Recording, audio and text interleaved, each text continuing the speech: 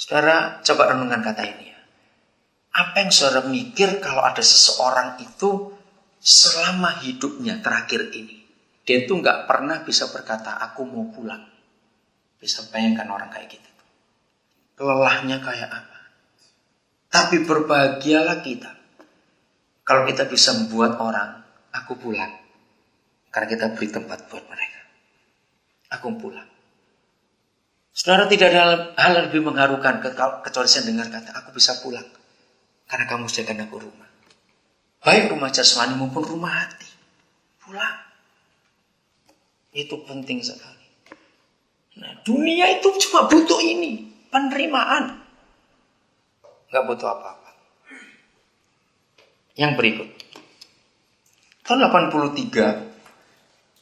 Dari bulan Oktober sampai Juni 84 saya itu di Jerman. Bersama dengan Pak Hani Layantara waktu itu sudah masih muda sekali. Saya merintis beberapa jemaat mahasiswa Indonesia di Jerman. Kalau siang, pagi siang mereka belajar. Nggak mungkin saya ganggu mereka. Nah, saya senang baca, maka saya di kota Bochum, di Jerman bagian tengah, saya pasti ke perpustakaan. Soalnya saya nggak ada persiapan. Ternyata Roh Kudus suruh saya belajar sejarah Karl Marx, secara komunis. Saya kaget. 25 Desember 89, saya ada di Jerman. Waktu komunis runtuh. Romania, Ceausescu ditembak mati hari itu bersama istrinya pas 25 Desember 89. 19 Novembernya saya ada di Berlin. Waktu tembok itu runtuh, saya ada di sana. Dan gereja di Berlin tahu, dari bulan Oktober itu sampai awal November, saya itu ngajak mereka berdoa. Masa Indonesia itu berdiri di depan Brandenburger Tor itu ada dibangun oleh pemerintah sebuah podium untuk melihat kita ke Jerman Timur. Itu tiap malam kalau saya di Berlin, saya ajak jemaat itu berdoa. Maka itu mereka tahu cepat sekali runtuhnya tembok itu. Dan saya jadi saksi sejarah untuk melihat kebenaran itu. Kenapa saya ngomong soal komunis? Saudara, harusnya kita kagum. Komunis itu hanya ada 7 dekade di dunia. Secara resmi mendunia mereka ada di tahun 1917. Itu revolusi Bolshevik di Rusia. Sejak hari itu komunis menguasai dunia sampai tahun 89. Jadi 70 tahun. Yang mengagetkan, saudara. Dalam waktu 70 tahun, sepertiga dunia menjadi komunis. Nah, itu saya tertarik. Saya harus tahu rahasia ini. Komunis memakai pola Alkitab 100% dengan konsep memuridkan. Itu hebat sekali. Nah, lebih gilanya lagi, komunis itu sangat alkitabiah. Kaget bukan? Loh benar saudara. Maka itu waktu saya sekian bulan di Jerman, saya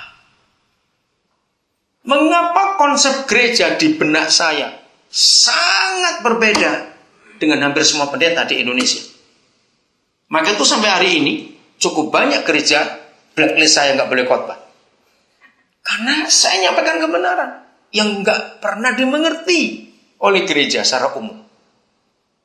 Jadi Karl Marx itu sangat Kristen. Kaget bukan? Oke, saya percepat. Karl Marx itu mahasiswa teologi, saudara, yang kecewa dengan gereja. Zaman itu Eropa susah, kemiskinan luar biasa karena perang nggak habis-habis. Lalu Karl Marx melihat gereja kaya, uangnya banyak, kekayaannya emasnya. Nah, dari kata komuni, ada mantan Katolik di sini? Apa itu komuni? Perjamuan kudus, Holy Communion. Jadi komunis itu lahir dari kata komuni. Maka itu Karl Marx tidak anti Tuhan. Penerusnya setelah dia mati yang merubah, termasuk Mussolini, padahal tidak tadinya. Jadi ketika Karl Marx melihat rakyat miskin, tapi para pemimpin gereja kaya-kaya, duduk di takhta-takhta yang megah dan uang begitu banyak, Karl Marx berteriak, "Hai para pemimpin, berkomunilah kamu dengan rakyat, seperti Yesus mau berkomuni dengan kita." Itu rahasia komunis. Berkomunilah kamu. Jangan cuma duduk di atas sana, turun lihat rakyat yang menderita dan miskin ini. Bagi kekayaanmu. Ayo kita buka. Komunis itu ada di Kisah Rasul 2, saudara, ternyata. Hebat sekali.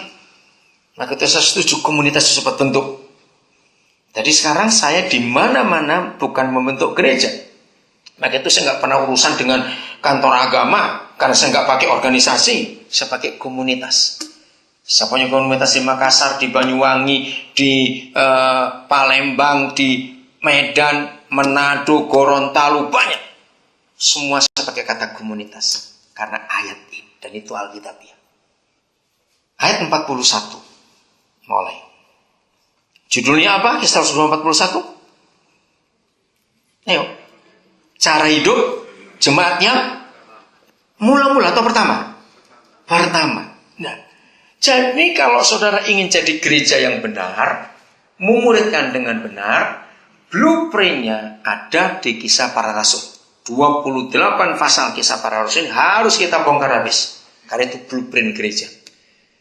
Semua kontraktor tidak mungkin bangun tanpa gambar biru itu. Jadi apa itu bangunan? Kalau keluar daripada blueprintnya. Nah, blueprint gereja itu di Kisah Rasul. 28 pasal itu. Apalagi di pasal 2 ini jelas 41. Cara hidup gereja yang pertama. Harusnya kita bongkar. Nah, Karl Marx menemukan ini. Ya, oke, saya baca langsung beberapa ayat yang ke-44. Dan semua orang yang telah menjadi percaya tetap bersatu, dan segala kepunyaan mereka adalah kepunyaan bersama. Maka itu kenapa komunis pakai paham ini. Semua tanah itu milik negara. Di negara komunis tidak ada rakyat punya sawah, punya tanah, tidak ada, semua milik negara. Karena ayat ini dipakai. Sama rata. Terus, dan selalu ada dari mereka yang menjual harta miliknya lalu membagi-bagikannya kepada semua orang sesuai dengan keperluan masing-masing. Karena semua memakai ayat ini. Ayo berkomuni. Nah, dari kata komuni itu kata kerjanya, maka kata bendanya, kata sifatnya adalah community. Kata kerjanya adalah komunitas. Lalu bentuk konkretnya komunikasi. Jadi nyambung semua dari satu kata komuni ini. Komunitas, komunikasi. Roh Kudus mengkomunikasikan kita dengan Bapa di surga, betul tidak? Dan hubungan sesama kita harus selalu ada komunitas, ada komunikasi satu dengan yang lain. Terus pasal 4 31, judulnya apa? Nah, cara hidup sekarang. Cara hidup jemaat yang ada kata mula-mula enggak? Enggak ada cara hidup jemaat. Nah, jadi kalau kita ingin jadi gereja yang benar, pakai cara ini. Ayat yang ke-32. Adapun kumpulan orang yang telah percaya itu mereka sehati dan sejiwa, dan tidak seorang pun yang berkata bahwa sesuatu dari kepunyaannya adalah miliknya sendiri, tetapi segala sesuatu adalah kepunyaan mereka bersama. Ayat 34. Sebab tidak ada seorang pun yang berkekurangan di antara mereka, karena semua orang yang mempunyai tanah atau rumah yang lebih, maksudnya menjual kepunyaannya itu, dan hasil penjualan itu mereka bawa. Dan seterusnya kita nggak saya baca. Saudara kaget nggak waktu saya diberitahu Roh Kudus? Ternyata komunis itu hanya memakai 4 ayat ini saja. Bayangkan 4 ayat, 2 di pasal 2, 2 di pasal 4 dipakai serius. Sepertiga dunia hanya dalam 7 dekade jadi komunis. Lalu saya tuh mikir, kita sebagai gereja 2000 tahun memakai Alkitab, setengah saja di dunia belum percaya Yesus. Siapa yang salah? Kenapa komunis bisa?